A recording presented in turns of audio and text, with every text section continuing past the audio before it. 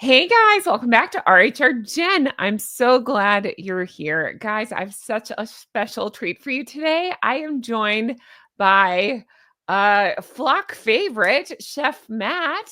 Chef Matt is back with us to talk about With Love Meghan. I can't believe he's still speaking to me because I made him watch With Love Meghan season 2, part 2, DOO. And we're going to talk about some of the recipes that were shown, if you can call them that. Some of the weirdness that we saw, his thoughts about all of it, and so much more. And so I'm excited for you to see this episode. So let's take a look and welcome Chef Matt. Hey, Chef Matt, how are you today? I'm very well. How are you? I'm good, thanks. So, in case people don't remember, you joined us in season 1 for With Love Meghan, and I can't believe you agreed to come back for season 2. I'm so sorry. I was quite surprised that you invited me back, to be fair. Well, for some reason, the people really like you. So, no, I'm glad to have you back. I've never been called a favorite of anything, I don't think. That's well, I have some sarcastic answers, but we'll say that offline. But no, we're so glad to have you back. So, I mean, just right off the bat, well, first of all, I like to say where people's like social media stuff are, but you don't do that sort of thing, right? You're offline pretty much. No, Right? I'm pure. Okay. I keep myself to myself. So you just say your snarky comments to yourself, not online. Got it. It's a general rule, yeah. That's good. That's good. I don't normally let people know what's going on inside my head. That's probably for the best, right? Yeah, maybe. We'll see, won't we? We'll find out. That's right. You guys can comment what you think about that. But Chef, last go around, everybody encouraged you to start up your own channel because they loved you so much. Just no pressure. Have you thought any more about that? Is that something that ever interests you at all?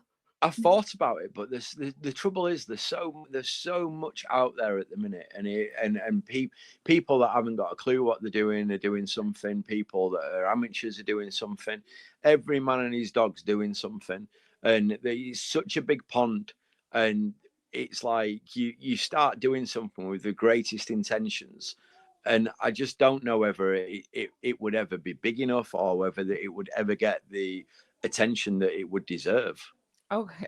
Well, one way to find out. This whole flock supports you if you decide you want to do that, but no pressure. I'm always open if anybody's got any questions or if anybody wants a particular recipe. If there's something I can do to help, I'm always open to help people. I think having knowledge is a great tool, but it's only a great tool if you share it with the right people. Oh man, that's a really lovely sentiment. The complete opposite of what we've seen from Meghan. She doesn't like to share anything, including recipes on a cooking show. That's a whole other thing. Yeah, well, I'm not so sure that this one was a cooking show, was it? I don't know. I don't know if you guys will know what I'm talking about, but a lot of it's like watching an episode of Blue Peter. You get like, when you watch these kids programs and it's like today we're going to get a toilet roll and some sticky black plastic and some glue, and we're gonna make these beautiful necklaces that nobody's ever going to wear. Yeah, It's that kind of thing, isn't it? A lot of it is it's almost like arts and crafts, isn't it? that's true. Yes, Which is fantastic, but it's some of it's very simplistic, isn't it? Or it would cost a great deal of money in order for you just to try it. That's exactly it. It's just, to me, not realistic. You have a small child. I have a small child. There's just and then full-time work. What a very demanding wife, right? Do you know what? Have you ever seen an episode of Blue Peter? Have you got anything over there in the States where it's something like that? I'm not familiar with Blue Peter, so it's a it's like an old kids program, and there'd be somebody there, and they'd get some toilet rolls and some sticky back plastic and some tin foil, and they'd make a spaceship. And it'd be, and as a child you'd watch there, and you'd attack your parents' house, and you'd be looking for all these different bits so that you could make this amazing spaceship that in essence wasn't that good in the first place. It was something for you to do.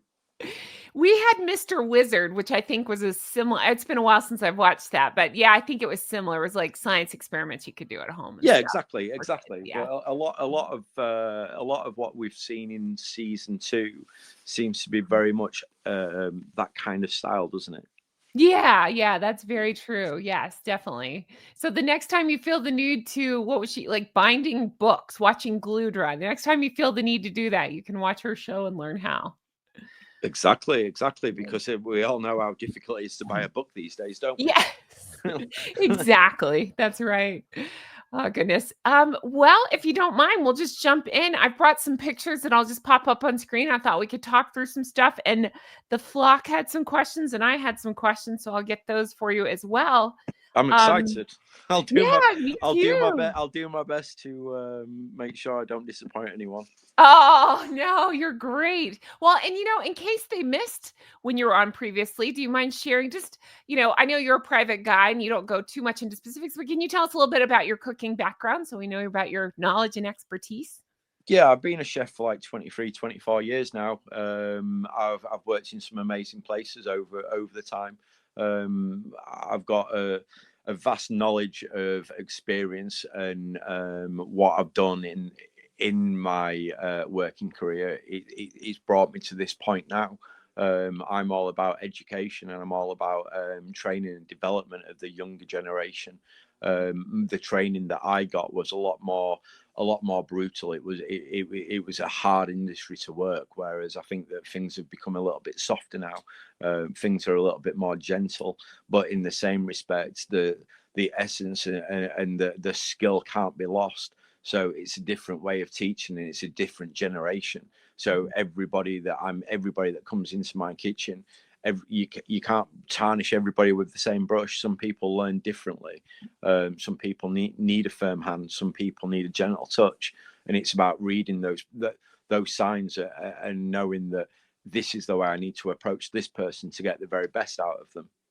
That's good. That's a hard skill. I would think you to you're either born with that skill or you're not. So that's good. It's something that I've always been passionate about, and it's Mhm. like I put my body and my mind through a lot to get to the point that I am, and it's like you don't want people to have to experience that if they've got a true passion. So Mhm. it's like there's a better way of teaching people, and there's a gentler way of teaching people, and you can still get the same results. And I think that brings me joy. It brings me happiness. That's good. Did you always have a passion for food? Always Nice. throughout my life, it's always been something that I've been really focused on. It's something that it just brings me happiness, and it makes me feel whole.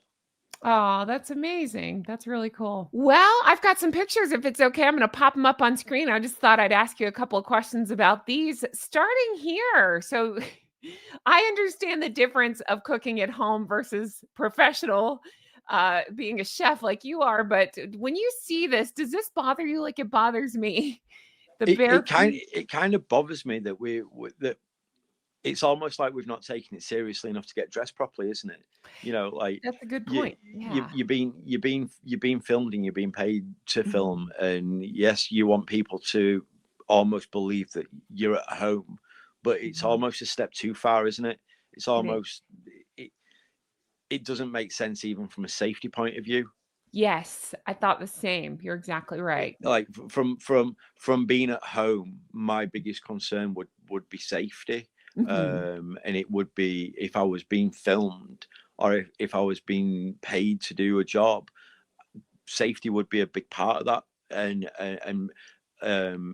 like cross contamination or safety of the way you're going to work or the way you're going to handle hot things, and Mhm. that's just another part of that. Like even down to not tying your hair back or wearing Yeah. really loose fitted clothes or Yeah. sleeves. Mhm. If you're over the stove, Mhm. there's certain safety aspects that you've got to take into consideration.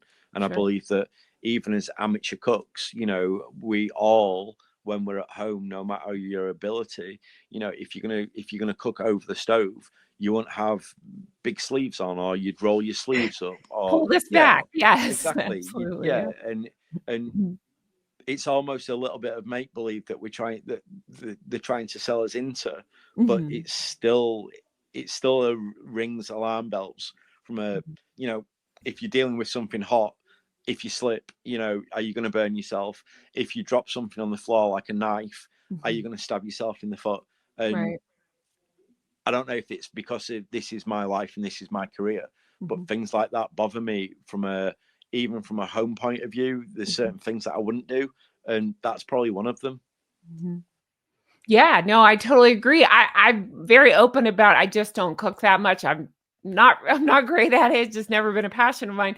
But even yeah, it would occur to me to put on shoes, especially when handling knives. If I'm just heating up a piece of pizza in the microwave, no, I'm not putting on shoes. But if I'm doing that anything that requires any kind of skill, and she Even keeps showing the dog by her. So I keep thinking, you're gonna trip over the dog, you're gonna hurt the dog. That bothers me exactly, too. but there's so many things that can go wrong in a kitchen, and you know, Mhm. even if you're just boiling a pan of water on the stove Sure. to cook vegetables, if you're Mhm. going to pick that pan up and you're going to walk across the kitchen floor and Mhm. you're gonna tip that water down the sink, or you're going to put it through a sieve or a chinois, you know, safety aspect of, could I slip on this floor in bare feet?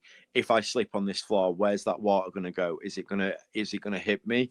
Is it going Mhm. to go on the floor? Am I going to scald my feet? All of these things in my brain, Yeah. I don't know. I don't know if it's my brain that's overthinking things, or that I'm wired in a different way because I've Mhm. done it for so long.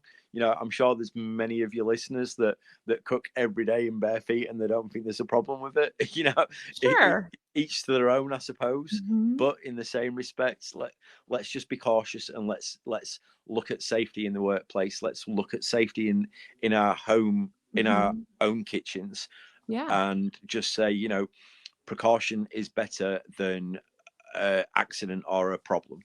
I totally agree with you, and you bring up a good point about cross-contamination. That's something I looked into because it bothers me to see all the jewelry she's got on Yeah, everywhere. jewelry, fake nails, all of those Mhm. things. You know, like there's a lot of I don't think particularly from Meghan, but there's Mhm. quite a lot of the female guests that have got nail varnish, or that have got artificial nails, or Mhm. acrylic nails. Right. And from a commercial point of view, none of that's allowed. You know, there's no, the chefs aren't allowed nail polish. They're not allowed acrylic nails. They're not allowed fake nails, Okay. because it's the same reason, as I'm sure you're aware. But you know, in food industry, plasters have got to be blue, and they've got to be blue because food isn't blue, and Okay. it's easy to identify. You know, if you've got a tomato sauce and there's something blue floating in it, you know that that's not supposed to be there, and Right. you can address it. Mhm. And they're the reasons why we don't allow nail polish, false nails, or anything else like that. That makes I know it's a cooking show, and I know it's about friends and all the rest of it. But uh-huh. if you from a program point of view, if you're going to invite guests on there, I'd probably have suggested no artificial nails. Mhm. If you've got nail polish on, remove it 24 hours before we Huh. go live, Uh-huh. just so that we look the part, so we look like we've taken it seriously. Absolutely, or even just address it to the camera and say, these are how we do it in this setting, this is how I do it at my house, something like that, so that way people have the knowledge and then can decide for themselves what they want. Exactly. But I mean, even from our point of view, you know, if Mhm. we've got something extremely expensive, or if we're wearing an item that's extremely expensive, like Right. if I've got a very expensive watch on, Mm. and I'm going to do some cooking, I generally take it off and put it on the side, you Yes. know, or you know, if I've got a lot of jewelry, I don't wear jewelry, but if I've got a lot of jewelry on, I wouldn't think, oh, you know, let's go and make some cookies. I'd probably take it all off. Sure. There was an episode, wasn't there, where they was doing pottery, and Yes. and that was the one episode where I just thought, why have you left all that on? Because their entire hands were completely caked in clay, and it was all down the bracelets, it was down their arms, and I just thought, I get why you're wearing it, but I don't get why you didn't take it off before you started it. You must, at some point, your brain must have thought clay's going to be a little bit messy. But Exactly. it's I like they don't didn't have realize. that picture, but here's one where they're both wearing jewelry all over the place. Yeah. Yeah. It's a lot, isn't it? I mean, like, Mhm. we're allowed, as an industry, we're allowed to wear a wedding band. So Okay. like the wedding band that you can see, there's nothing Plain in gold this world band. that can make you take your wedding band off, Sure. unless you're going in for surgery or something Uh-huh. like that. But there's nothing that can make you remove a wedding band. Right. It's an oath at the end of the day, isn't it? Sure. All the rest of it, it's unnecessary. Mhm. Excuse me, you're exactly right. Yep, I was Googling it and it was saying exactly that. Like it just leads to cross-contamination and problems. So, Exactly. Well, that's the other thing is as well, because unless you've got one of those machines that's going to clean that jewelry properly, mhm. there's no way. If you're wearing a bracelet and you're messing around with clay and there's clay in that bracelet, by the time you've got home, that clay's dried Yeah, and getting and it's but then it's like when that's dried, a few days later, every time you move your wrist, there's bits of clay flicking out. And correct. Uh-huh. from a kitchen point of view, that's the Mhm. last thing you want. Yep, you're exactly right, because even if she's always messing with her hair, and even if her hair's not technically in the food, which it sometimes is, you're getting hair fibers or whatever, dandruff, and I'm pointing to my watch, you can't see it, Exactly. into that, and then it's falling off. It's just Yeah, it's all the jewelry, it's all the Mhm. little nicks and all the little crannies, isn't it? That's All the right. little the bits of detail in Mhm. those rings and in that jewelry that Right. it's going to harbor bacteria, Mhm. and that bacteria, when it touches food, it's going to spread and you're going to cross contaminate, and that's when all these different horrible diseases are going to start spreading. That's right, and I mean, if you're serving somebody that's immunocompromised, anything like that, or just a regular person, you can make them very sick. Yeah, you gotta think Yeah, about yeah. stuff like that. I wouldn't have had a problem with any of what I saw Uh-huh. if from you see it's so trendy these days, isn't it? And I mean it's a godsend because we never used to have them back in the day, but it's so trendy, and you see all the food bloggers and they all wear gloves now, and That's good. Uh-huh. 90% of them, they all wear these black gloves, don't they? Mhm. And it's quite nearly everything that you see when you're watching people that they put these gloves on, and it's from a safety point of view, and it shows this person's thought this through, this Yeah, person's taken this seriously, that's and right. that's the correct way of doing it. Now Mhm. if we'd have seen something like that, and Meghan was going to toss a salad and they was going to use the hands, they'd Yes. say they'd say tossing a salad using your hands, and your hands are such a good tool because you Uh-huh. can feel the textures and you can feel the crispness, and you know when you've had it in enough oil because you can almost feel it, and I get all of that, but Uh-huh. put gloves on because you'll still have the same senses. Mhm. Your fingertips aren't that delicate where they're gonna pick up on those things. So Right. it's the touch that you're using, but let's not get carried away with it. Exactly. You're exactly right. Yep, I thought the same thing. This just grosses me out to see it Yeah, like this. She was there's Mhm. so many things that you watch now, and it's like they've all got gloves. They all wear these black gloves, and Mhm. I think it's a good thing because it almost makes you trust them a little bit more because Yes. you know that they've taken it seriously. You know that they're on point with their EHO regulations Mhm. that they've got to carry out, and that they're taking food safety seriously. Absolutely. And you bring the chefing skills, while I bring the snark skills. So let me just say, it's a pretentious asshole move to wear it's $60,000 for that pinky ring she wears. That pinky ring in all the food. I just think, I mean, it's just a way to show I've got this. I don't care if I get glue and salad Yeah. dressing on it. Whereas the rest of us, like, that costs more than my car. I don't Exactly, I can't exactly. just stick it in salad. That's my kid's college, I can't just stick it in salad. So No, exactly. oh God. Anyway, yes, no, I'm totally with you. Now, before and I do have to bring up a very important point with you, which is the flour sprinkles. Now that's something you Yeah. feel strongly about cooking with in all of your dishes. Isn't that true? There's they've made a surprise return, haven't they? Yeah, Oh, like yeah, totally. You didn't see that coming, did ya? yeah, yeah. Talk to me about those god awful flour sprinkles. Oops, I know we did last go around, but I need to hear your thoughts again. Do they They add just anything? What are your they thoughts? don't do it. They don't do anything. They're too floral. They add a flavor to your palate that your palate shouldn't be able to recognize. Mm-hmm. They overpower a lot of food. You're gonna to to put flowers in any dish. It's gonna have to be a very very strong dish for it to be able to carry those flowers. The the floral aspect and the pollen count in different flowers, they all when they're dried they intensify. That's like from an English point of view. I don't. You guys will have it, but it's like potpourri, isn't it? They're dried Oh yeah. flowers or they're Uh-huh. dried fruit, but Uh-huh. but it's like that stuff. It's so strong, it overpowers, doesn't it? Yeah. And we're talking about the same thing, but on a smaller scale. And Mhm. even like the smallest pinch, because it's dried, it basically turns into a powder. So the flour looks great while it's on food. As soon as you put it in your mouth and your teeth start doing the job, and they Oh, start because your teeth essentially are grinding down things, aren't they? So sure. if you're gonna do it on a biscuit, which is quite dry anyway, and you're gonna Mhm. sprinkle that biscuit with some dried flowers, when your biscuit starts pulping down that biscuit, it's going to pulp down those dried flowers, and that floral hit that you're going to get is going to be so overwhelming.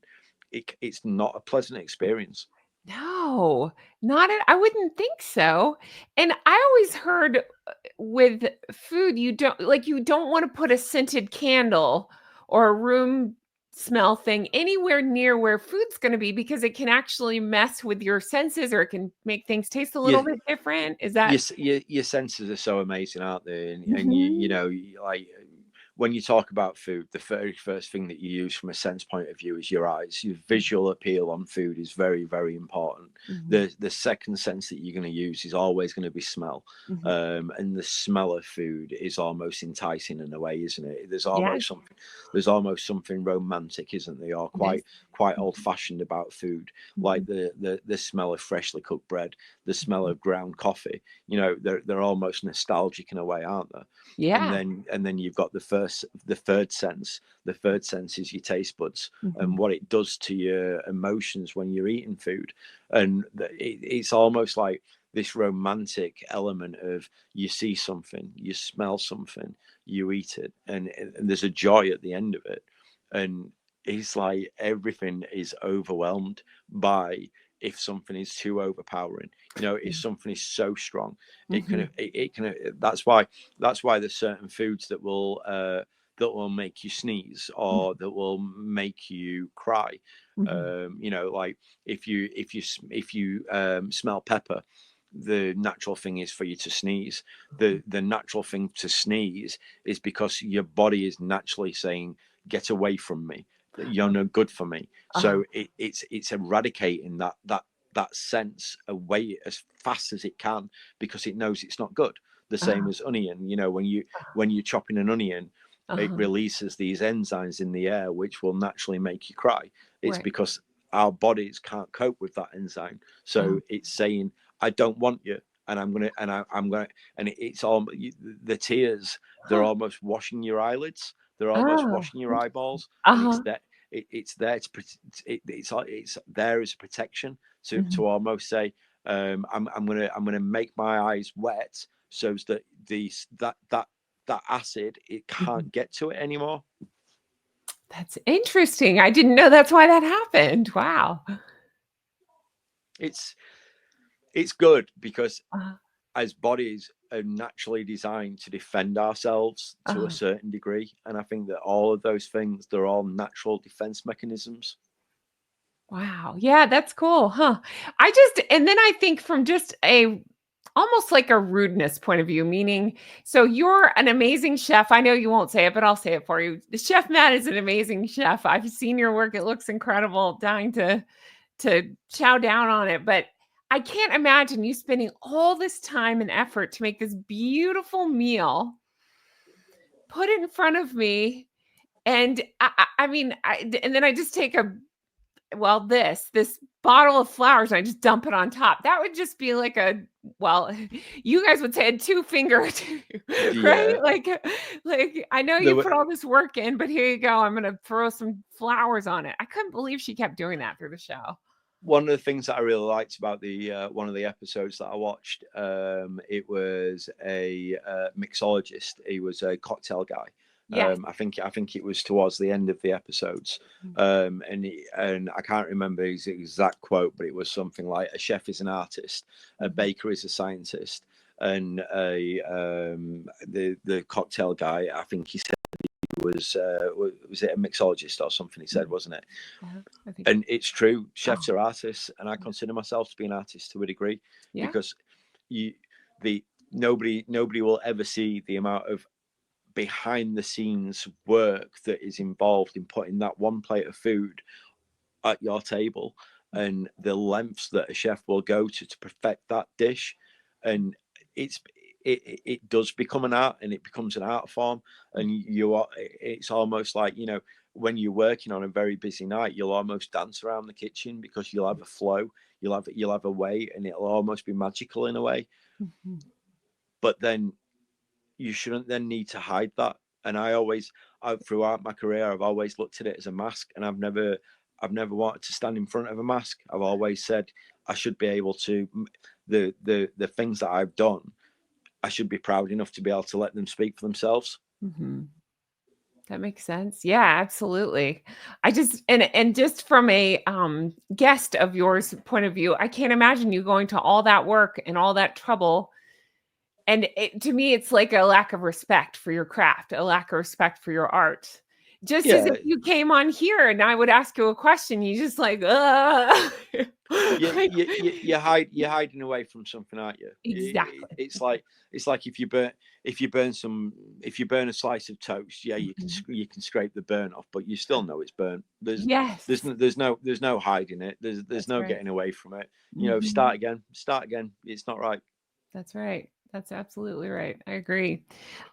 So going to some of the questions that I had. So what would you do if a client insisted that you use edible flowers such as Meghan? Is there any way around? I mean, I know with Meghan it'd be tough, but I don't know. Is there any use case for edible flowers? I guess is a better question for that. I mean, I think if you've been employed by a client, they've employed you because of your skill and because of your palate and because of how good you are at what you do. I think if they made a suggestion that they wanted to use edible flowers, I think the only way around the situation is to strongly advise against it, but then to continue the way that you was doing, but then to almost say to them, look, please taste this, taste how amazing this is, taste how well all of those components marry together, and create this beautiful dish that you're going to feed to your guests. That is good enough. We don't need to hide it. We don't need to mask it. But if you insist on it, I'll let you try it with the flowers, and you can make a decision of which one tastes the best. And I will always guarantee that visually the flowers might add something, but from a taste point of view, it's never going to. It will never bring anything that is going to work on that scale. I wouldn't think so. I would think it'd add almost like a bitterness to it. Yeah, but the other thing that we've got to bear in mind is as well, and I think this is a very good point, is that it all depends how much I'm getting paid. Yeah, like if we're talking there's a serious amount of money involved, sure. then like we're all prepared to sell our souls to the devil, aren't we? Like, fair enough. Like, so $10, 10 quid. What are you guys saying? No.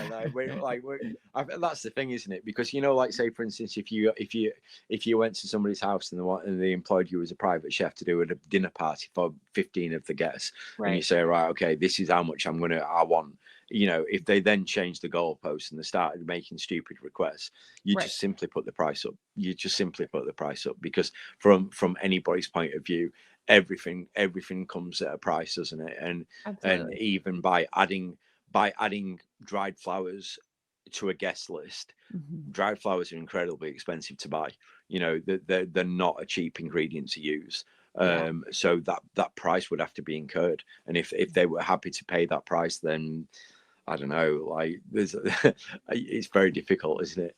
Yeah. You want to say no, you want to be the big guy, you want to go Sure. no, but at the end of the day, there's customer satisfaction involved.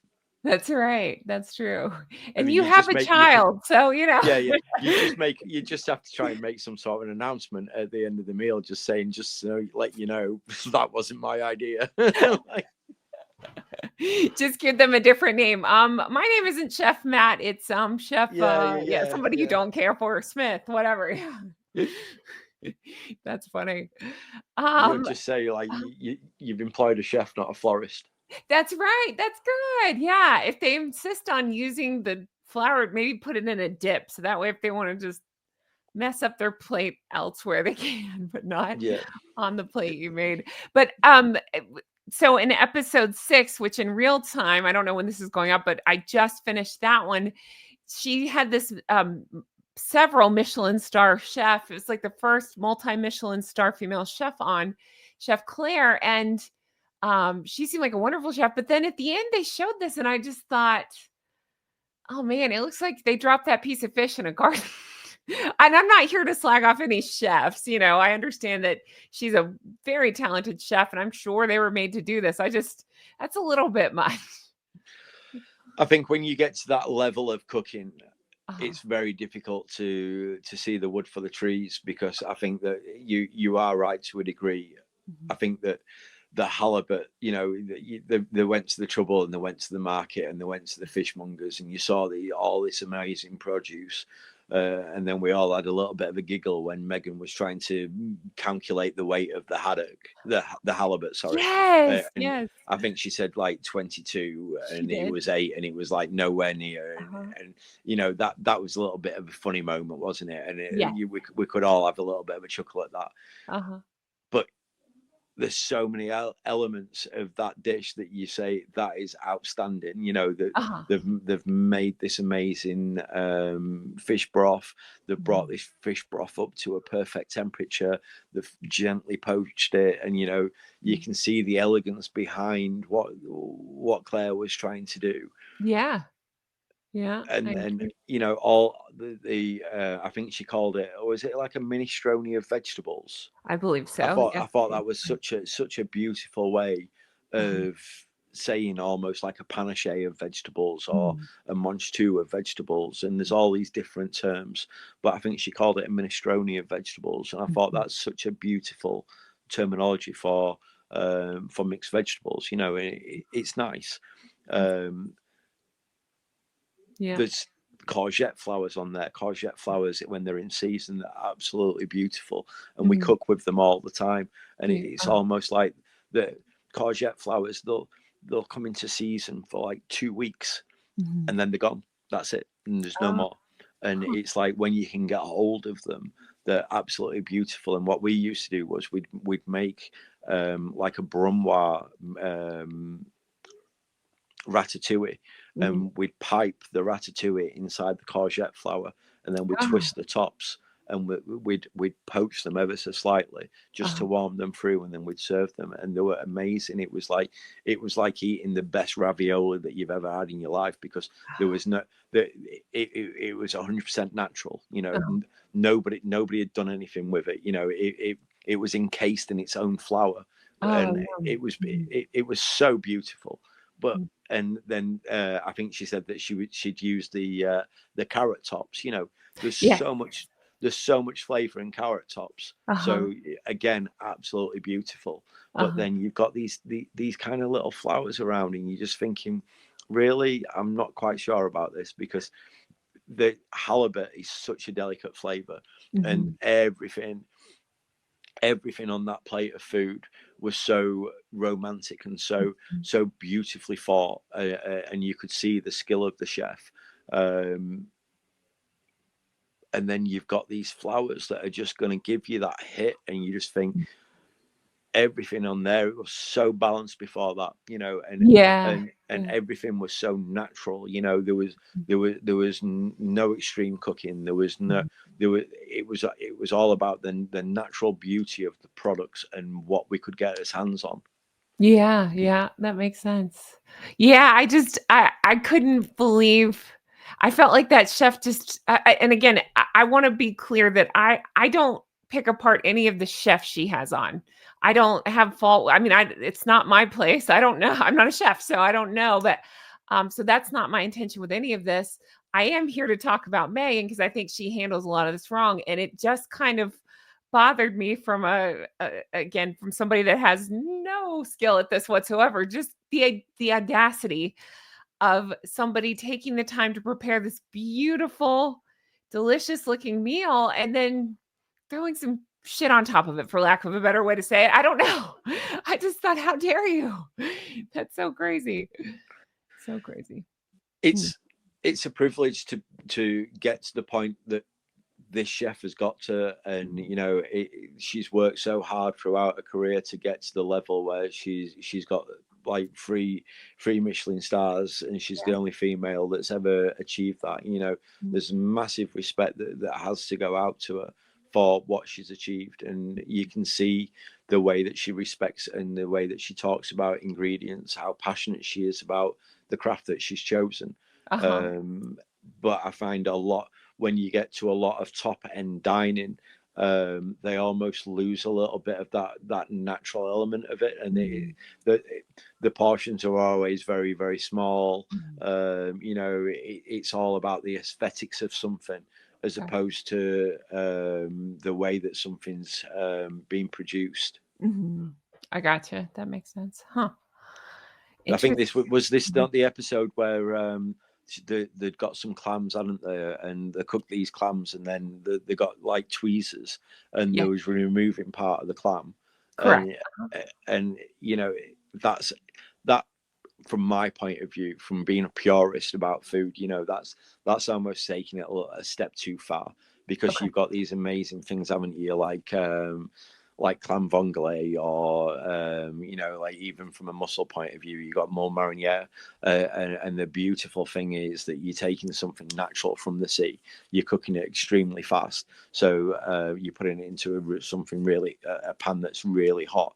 You're putting a lid on it, you're letting them steam for a minute, you then put in a splash of wine, a little bit of cream, some garlic, some herbs, a little bit of citrus, and it's done. Doing it that way, yes, there might be a reason for it, but it's aesthetic.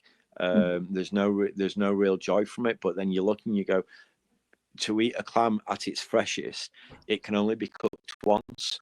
To eat a clam and cook it twice, aesthetically you've made it look better. But to cook it twice, have you made it a little bit rubbery? Is it going to be a little bit chewy? And it's all these things that, most traditional recipes, you'd eat the clam out of the shell, you'd eat the mussel out of the shell, because you don't want to interfere with its beauty. Wow. I didn't even think about that. Yeah. I bet this show really irks you sometimes watching it. It's difficult. All right, that's the end of part 1. Isn't he wonderful? A huge thank you to Chef Matt and your lovely family. Thank you for your time. Thank you for sitting down and answering all of our questions and just going through this show and showing us how to improve the recipes and just make things a little better. Thank you for everything. Guys, thanks for watching. Let's show some love to Chef Matt in the comments. Let him know your thoughts. And I do have many more parts of this coming up. I'm so excited for you all to see. And he's already agreed that if we have more questions going forward, he will answer those for us. So if you have any questions specifically for Chef Matt, be sure to leave those in the comments as well.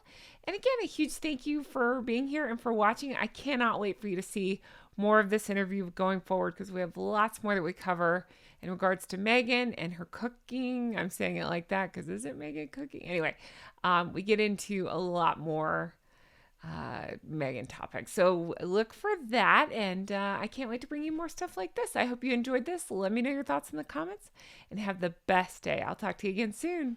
Bye-bye. Isn't he great? Oh, Chef Matt is the best. Isn't he so much fun? Really nice dude. I mean, he really is that nice all the time. We really have a lot of fun together. I love being able to talk to him and record with him, and just the amount of time he takes to answer those questions and to sit with it and to watch the show. He's just a very, very talented, very busy chef. So And he's got, a family and all, and he makes time, and I appreciate that very much. So I hope you enjoyed this, and I cannot wait for you to see more of this. And again, if you have specific questions, he's kindly agreed to answer them. He also even said, like, if you were, looking for a specific recipe or question about it, then let him know. I thought that was really kind. So anyway, I can't wait for you to see more of this. We get to laugh him pretty hard in some of the upcoming segments, and lots more Meghan ridiculousness ahead. Okay, I'm recording this early this morning, hence the tired eyes. So I'm going to bed. Take care. Thanks again. I'll talk to you again soon. Bye-bye. Oh, and thank you for watching my shorts. Those things are getting big, and it's because of you guys. So thank you. I just want you to know how much that means. Commenting on those, hitting the thumbs up, even just honking in them helps to get them going. And those are bringing in new subscribers and stuff. So that's amazing. Thank you for that. Okay, I really am going. Bye. Thanks, Chef Matt and family. Bye.